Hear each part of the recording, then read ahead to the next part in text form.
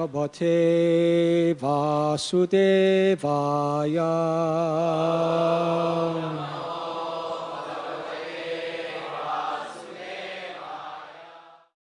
Today we are reading from Srimad Bhagavatam, Canto 6, Chapter 14, entitled King Chitraketu's Lamentation. Text number 5. In the previous chapters, Shukadeva Goswami narrated the story of Vritrasura, who was the leader amongst the whole race of demons,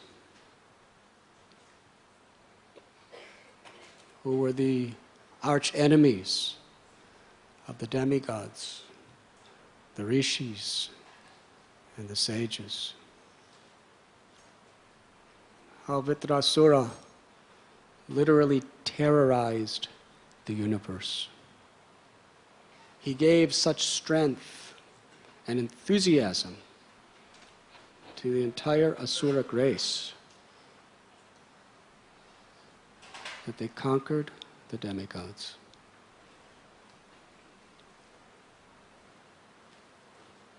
We read about all the devatas because of their exceptionally high and pious karma. They're very beautiful in every way. Their bodies are primarily constituted of the sattva guna, the mode of goodness. Very pleasing. Even if they may have forms that are quite extraordinary. Ganapati has head of elephant. But yet, he's millions of times more beautiful than any human being. This is the devatas, very beautiful. Whereas the asuras, their bodies are mainly constituted of tamaguna and rajaguna. Because according to one's consciousness, one comes under a particular combination of the modes of material nature, and everything about that person is a product of the influences of those modes of nature. People who are actually trained and who have, due to their karma, certain psychic abilities, just by seeing someone, they can understand so much about that person.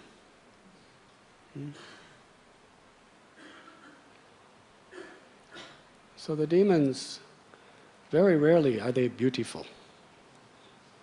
And Vritrasura especially, at least by our eyes. By their eyes, they're very beautiful. Vritrasura was horrible to see. He was massive. He was trampling on the demigods. He was roaring like a monster. And he was the enemy, the number one enemy of Indra. And all the sages, they were all praying for Indra's victory. Parikshit Maharaj was astounded. How is it that at the heat of the battle, at the crossroads of the most critical time of his life between survival and death, Vritrasura completely took shelter of Lord Narayan. Not only that, but he spoke divine philosophy to Indra. In fact, in the dialogue between Indra and Vritrasura, it's obvious to anyone who hears it that Indra was a neophyte compared to Vritrasura. And Indra is a very advanced devotee. But he appeared very materialistic, attached, fearful, and trying to make his own arrangements in this difficult situation. Whereas Vritrasura was totally detached. He knew completely he was not the doer. He was totally surrendered to Krishna and willing to accept whatever Krishna wanted. Maro birako bijo ichatohar nityadasa pratitua adhikar. He was living example of what Bhaktivinoda Thakur was saying. My Lord, if you want to kill me, I'm ready. I'm your property. If you want to protect me, what do I have to fear? I am yours. I'm your servant eternally. Vritrasura, at the most critical, difficult time, exhibited the most exalted qualities of a Paramhamsa.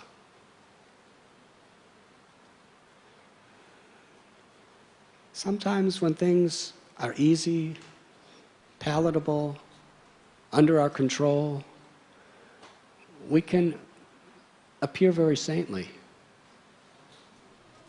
But when we're really under the pressure and things are totally out of our control, then sometimes it's seen by ourselves and maybe by others that you really do think you're the controller. You really do have a big false ego. You really are taking shelter of materialistic illusions, fallible soldiers.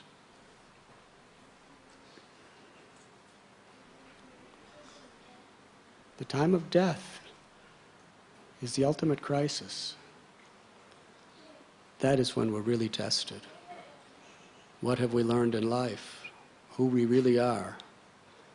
And you can't fool people. You can fool people even at the time of death. If you're really into it, you can just, I'm just completely taking shelter of Krishna, and like that. But it doesn't matter what people think, because at the time of death, they're gone. The only person that's there to help you in any way, shape, or form at the actual time of death is the Paramatma in your heart. And he sees how serious you really are. What is the substance of your surrender? Well, Vritrasura, before, during, and after that crisis, he manifested the qualities of a Paramhamsa. This was astounding to Parikshit Maharaj. It may not be so astounding to all of you, because you read it before, or you heard it before, or maybe we're just too dull to get it. But Parikshit Maharaj is a very learned, cultured man. This is extraordinary.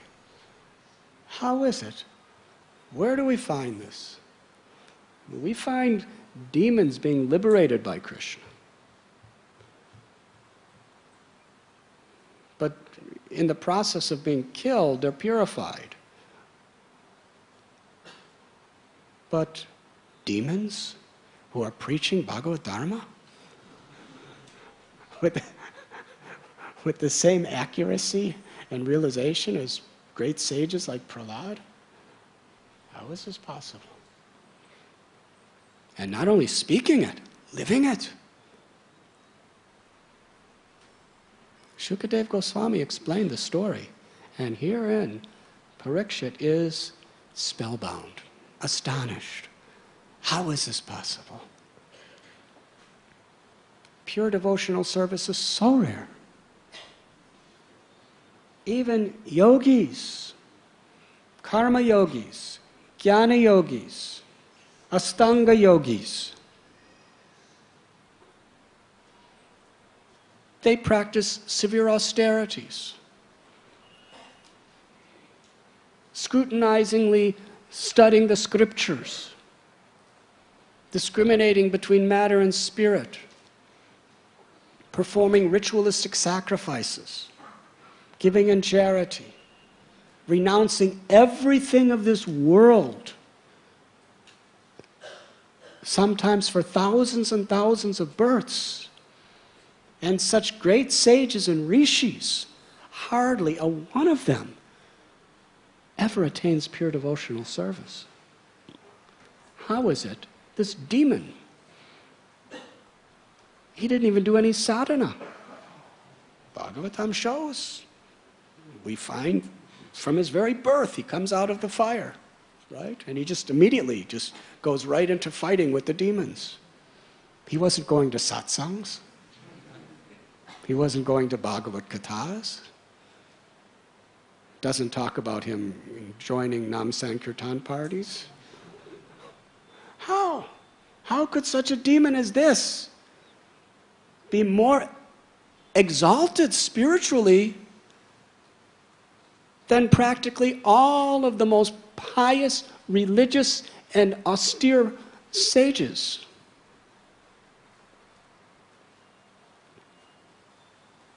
He achieved what is so rare.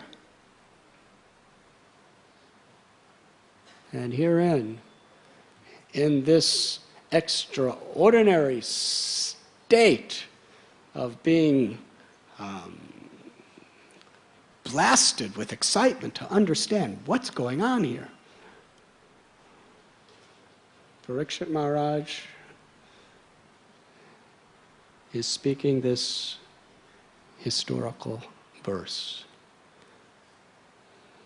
that has been quoted millions of times by the great acharyas of the Vaishnava Sampradayas.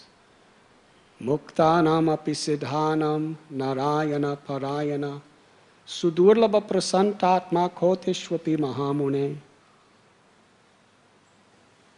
Everyone wants peace. But here it is explained that there's only one person who really knows what peace is. Even out of millions and trillions of persons who strive for liberation, even of millions of trillions of persons who have attained liberation, even of millions of trillions of persons who strive to attain mystic powers, cities, and in millions and trillions of persons who have attained those mystic cities, none of them are really peaceful. Only that one person who has surrendered to Lord Narayan is really peaceful. Why? Sri Chaitanya Mahaprabhu, he begins his Leela where Srimad Bhagavatam culminates. When he speaks to Sanatana Goswami, first principle he establishes is the constitutional nature of the soul. Jivara Swarupoy Krishnara Nityadas. Our eternal identity is we are the servants of Krishna. Any other situation that we achieve is artificial and temporary. It's not really who we are. Devotee is peaceful because a devotee is in his or her eternal position. And why? Why is pure devotional service so rare? The word used herein is sudurlabham, exceptionally rare. Srila Rupa Goswami explains why, very comprehensively in Bhakti Rasamrita Sindhu. He describes therein there are 6 characteristics of pure devotional service. The first, kleshagni, is it relieves all one's material distress.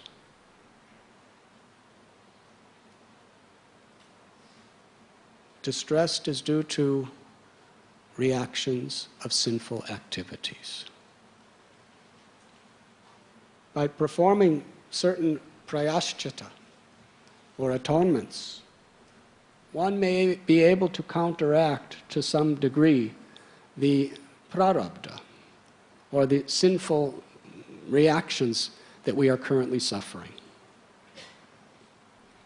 But there are aprarabdha results of papam, or sin,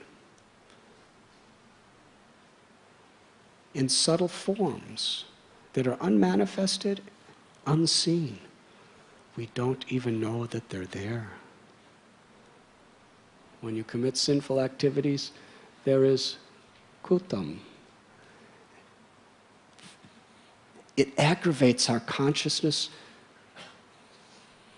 to have a greater inclination to those sinful activities. It aggravates our desire for sense gratification and our willingness to engage in sins to fulfill it. That inclination manifests as bijam, sinful desires, specific desires, and that drives us again to commit the sins. And then the whole cycle just goes on, birth after birth after birth. Arjuna asks Krishna in Gita, what is it, Krishna? Even a person knows something is wrong and he's going to suffer for it and it's sinful. Why? Why does he still do it anyway? What is that power? What is that force that impels a person to know to do something that's wrong and will force him to suffer? Kama esha, krodha esha, rajoguna shamadbhava. Mahashano mahapapma vijyanam iha vairanam. It is lust only, Arjuna, which is later transformed into wrath, which is the all-devouring sinful enemy of this world.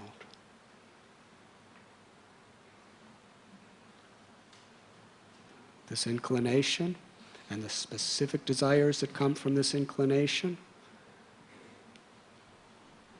are due to the reactions of our past sinful karmas. And the horrible thing in this world is that as we're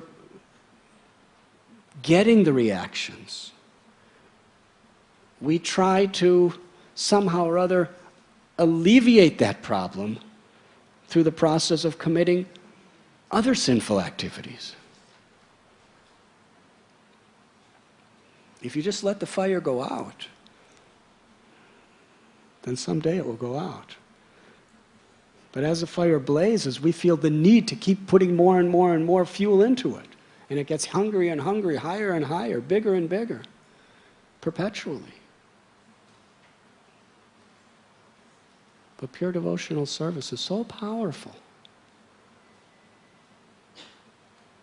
that not only does it mitigate the sins that we are suffering now, but it also mitigates the desire and the inclination for sinful activity within our hearts.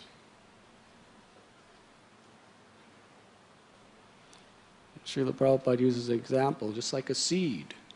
If you fry a seed, it no longer has the capacity to sprout. Pure devotional service fries the seeds of material sinful inclinations within our hearts. And therefore, it is the only process that really permanently relieves all distress. Now, some devotees may be thinking, I'm practicing the process of pure devotional service, but still, there's seeds, and there's inclinations, kutam, bijam, all of these things are very much alive in my heart, alive and well, and they're sprouting all over the place, and dictating, howling and screaming for me to engage in serving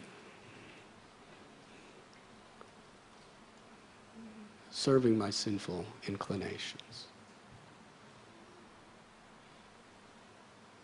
But the process of devotional service is, in sadhana bhakti, tapasya. Tapovityam putraka yena sattvam. We have to somehow or other restrain and control our senses from these previous results of our past bad karmas. And we must, as an alternative, immerse our consciousness in devotional activities. Arjuna says in Gita, Yatato hyapi konteya purushasya vipaschita indriyani pramatini haranti prashabham mana. The senses are so strong and impetuous that they forcibly carry away even the mind of a man of a discrimination who is trying to control them.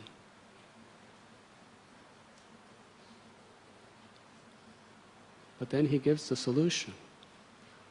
Tani sarvani samyamya yukta asita matpara vasehi asyantriyani tasya pragya pratishtata.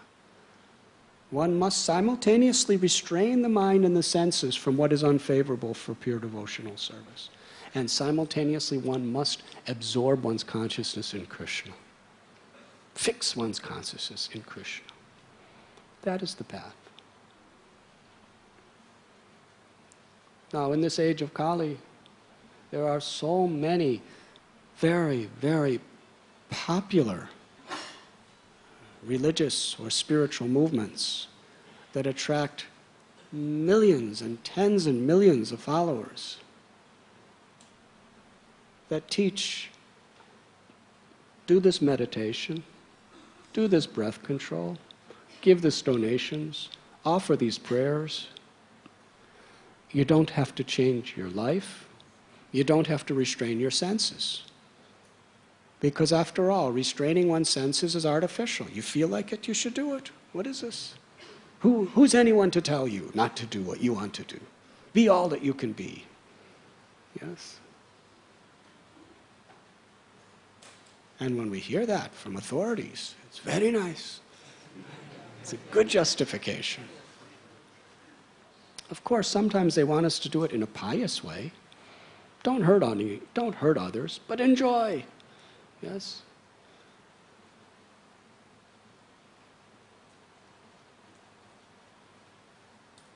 Unfortunately, through this process, we are, even in the name of Bhagavad Gita, which often they quote, there's a contradiction to what Krishna is speaking in Gita. Tani sarvani samyamya. We must control our senses. Vasehi asya indriyani. Indriyanam icharatam yanmano navatiyate tarasya harati pragya vayornavam ivambashi. As a boat on the water is swept away by a strong wind, even one of the senses on which the mind focuses can carry away a man's intelligence. When Krishna is describing the process of Astanga Yoga, he said, there's no question of yoga without control of the mind and senses.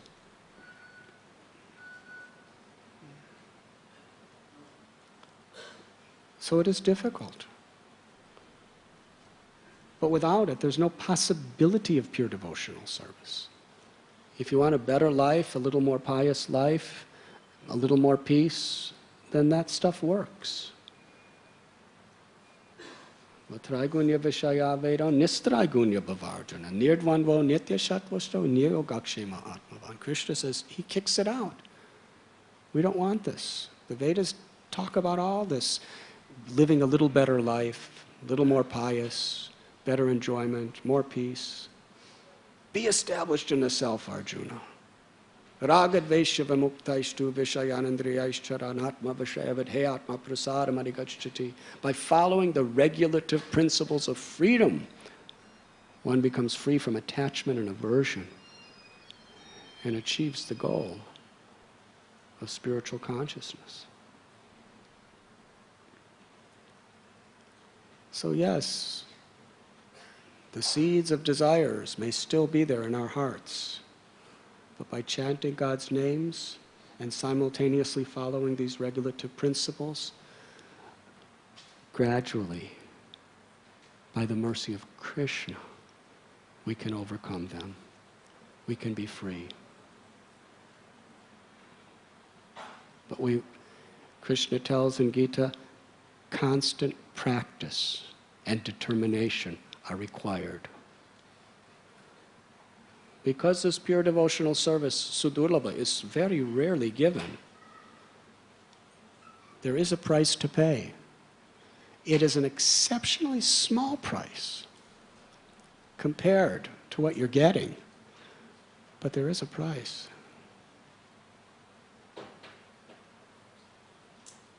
Some austerity. But Srila Prabhupada explains if we're actually practicing bhakti properly, even those austerities are fun. One's happy. Srila Prabhupada would tell people, look at these young boys and girls from America and Europe. They were doing all the wrong things, completely wild, uncontrolled minds and senses. And here they're totally controlling their minds and senses. The only sense gratification they get is some prasad. Yes? As far as sensual. Otherwise, they're restricting. But Prabhupada said, but that so many people are coming saying, what happened to this person? He looks so happy now. She looks so blissful now. Their faces are bright and light. Because they were tasting something sweeter. Vishayabhanivartante niraharasya dehina rasavarajam rasopyasya param drisva nivartate. It's difficult to control the mind and senses. But if one experiences something higher, then it can be done. So what happens? Why? Sometimes devotees, they're blissful following Krishna consciousness, and then after some years, they become morose. Again, the mind and senses become wild, frustrated. Sometimes they're driven to sinful activities, materialistic activities. Sometimes devotees aren't really happy. If you're just restraining your senses, but you're not really taking shelter of the process, then it's very difficult to continue controlling your senses. And not only that, it could be quite miserable. We have to take shelter of the process. Nam Sankirtan, Vaishnav Seva, Bhagavad Katha, worshipping the deities, going to holy places, offering prayers, doing our japa. If we're actually putting our mind and senses attentively on these processes of devotional service, we get Krishna. We start to taste Krishna. And then even the trials and tribulations of trying to be a good devotee bring inner fulfillment and joy. It's a higher taste. So if we're not happy in Krishna consciousness, Prabhupada said, it means we're really not following the process attentively and sincerely. Because a devotee who's following properly and sincerely with the proper attitude, with a proper service attitude, not offending others. Because if you're offending others, you're not following the process. Hare Krishna. What happens is, we don't follow, and then we start losing faith. What's happening?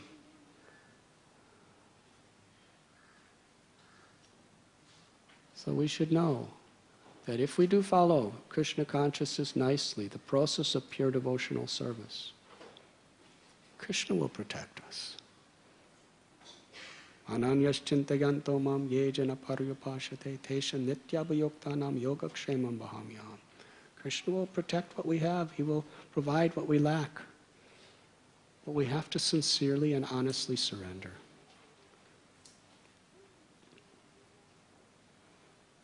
Therefore, pure devotional service, one of its great characteristics is it relieves all material distress. So, second quality is it is shubhada. It is the beginning of all auspiciousness. Rupa Goswami tells that what is really auspicious is what is for the ultimate welfare for all living beings. That is auspicious. We talk about auspicious. We say that, the stars are auspicious today. Or a cow passes on your right side, and we say, this is inauspicious. This is auspicious. Or a black cat crosses your trail. This is inauspicious. But those activities that are actually for the welfare, that invigorate and nourish everyone, those activities are all auspicious. And that is pure devotional service. Because pure devotional service waters the seed of love of God within the hearts. Therefore, it's for the ultimate welfare of everyone. When the sages of Naimisharanya asked questions about the goal of life, why people are suffering, how to overcome these sufferings, what's happening in this coming age of Kali. Sutta Goswami was blissful. Munaya sadhu prishtoham bhavadbir lokamangalam yat karita Krishna samprasno yenat masu prasidati. That your questions are glorious. They are all auspicious. Why? Because they are meant, the answers to your questions are meant for the ultimate welfare of all living beings. Why? Because it is the subject matter of Krishna, the supreme goal of everyone's life.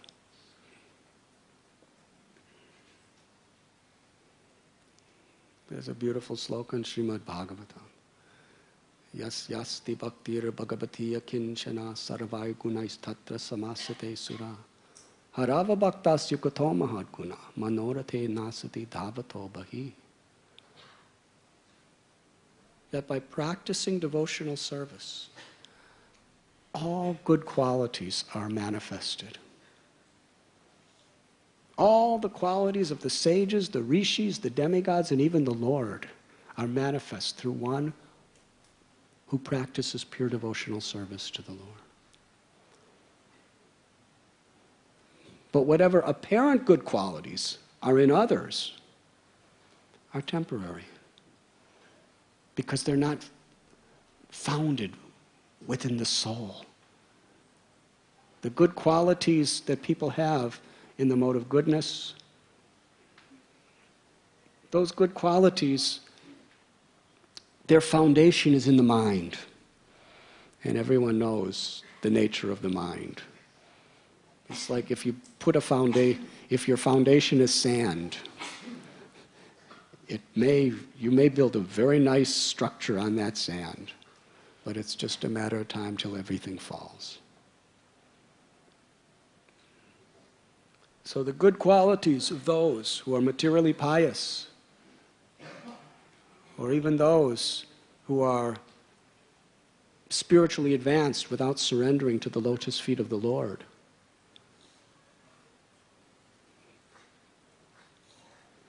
the foundation of their good qualities is the mental platform. Therefore, there is no permanence.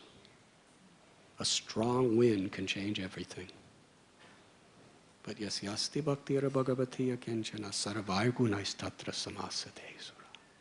But if we surrender to Krishna, the true nature of the soul awakens within our heart. The soul is part of Krishna. The soul is Satchidananda, and it is qualitatively one with Krishna, although in small quantity. Therefore, the qualities of a really great devotee who is truly surrendered to Krishna are permanent. They're glorious. Therefore, the path of devotional service is like watering the root of a tree. You fulfill all the goals of all other spiritual paths if you just surrender to Krishna. And that is Krishna's lesson. His conclusion of Bhagavad Gita. Sarva dharman parityaja mam ekam sharanam vraja aham tvam sarva papebhyo mokshayishyami ma sucha. Abandon all varieties of religious activities. You don't have to do all these rituals. You don't have to do all these prayashchitas. You don't have to do all these meditations. You can do for your health and all these other things. But for your real salvation, all you have to do is surrender to me. I shall personally deliver you from all sinful reactions.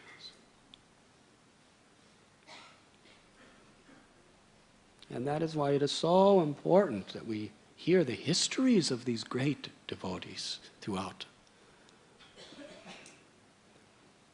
Because they manifest qualities that even the demigods adore, that even the great sages and rishis adore. Look at Ambarish Maharaj. The demigods were glorifying him. Durvas Muni ended up surrendering to him. All auspicious. That is the characteristic of pure devotional service. And how is it that devotees have such good qualities? Because by associating with Krishna, Krishna manifests through the devotee's heart. And Krishna is all attractive.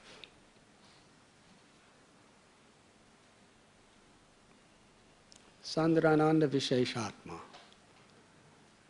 That through pure devotional service, one can achieve an indescribable standard of happiness.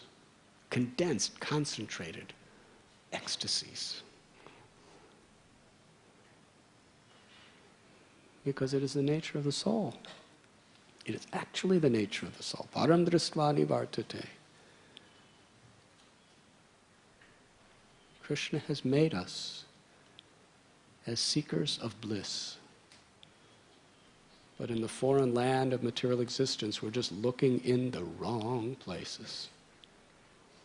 The 5th canto, there is the chapter called Forest of Material Enjoyment, which is very graphically describing what happens when an animal in this forest of material enjoyment is seeking pleasure.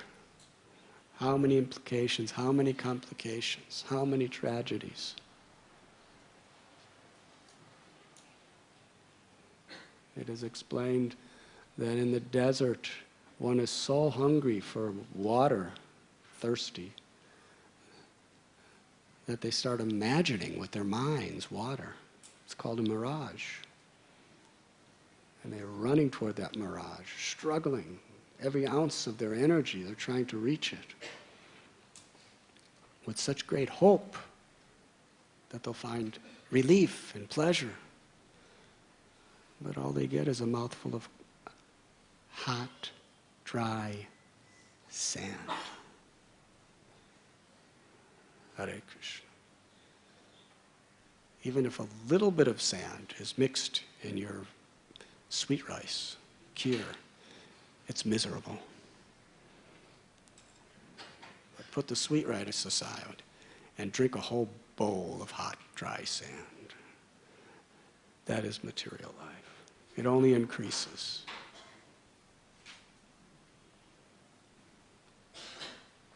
The Krishna consciousness gives us the real happiness that we're all searching for. Why? Because we're all searching for love. The love we're searching for is in Krishna.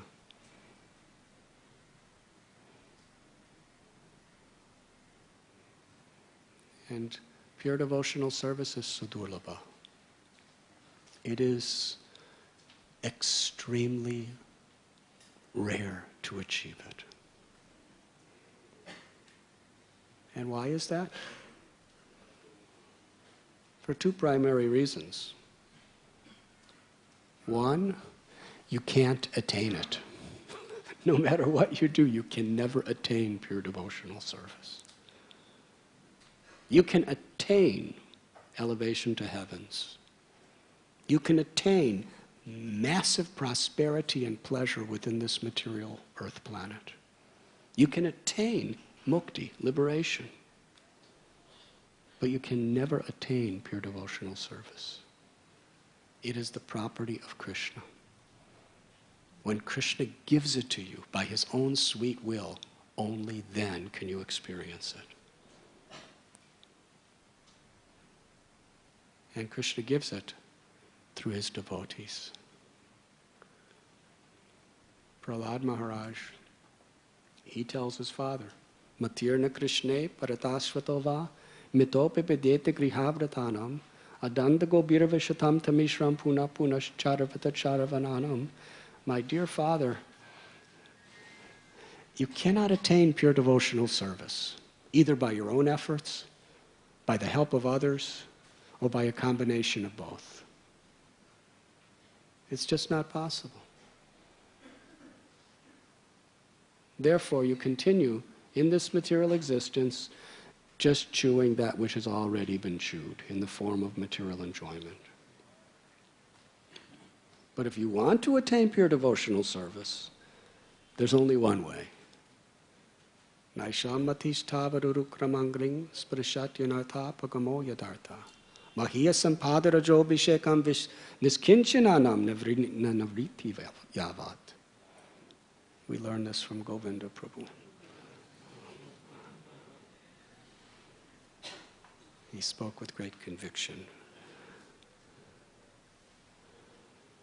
That unless one smears the dust of the feet of a devotee who has no interest in material enjoyment on all limbs of the body, performing an abhishek on oneself with the dust from the feet of the great souls who have taken shelter of Krishna, nobody can attain Krishna consciousness.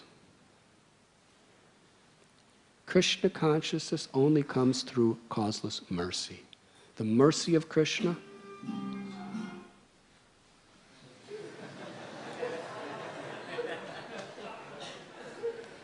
and the mercy of Krishna's devotees.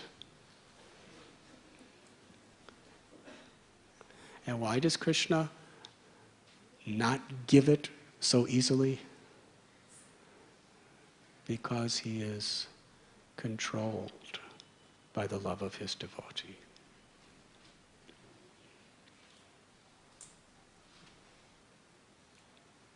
So many examples. Pandavas. When Narada Muni was speaking to Yudhisthira Maharaj, Yudhisthira Maharaj was glorifying Prahlad in the 7th canto. That after hearing the story of Prahlad Maharaj, Yudhisthira Maharaj considered, he is so great, I have nothing. My devotional service is of no value whatsoever. And Srila Prabhupada explains in this regard, this is the nature of a devotee. A devotee never thinks him or herself great. A devotee takes pleasure in seeing the greatness of others. A devotee, when he hears about the devotional service of others, thinks, this devotee is so dear to Krishna. This devotee is so advanced. This devotee is so empowered, so wonderful, and I am nothing compared. How is it? So Yudhisthira Maharaj, he's not depressed about it, he's ecstatic about it.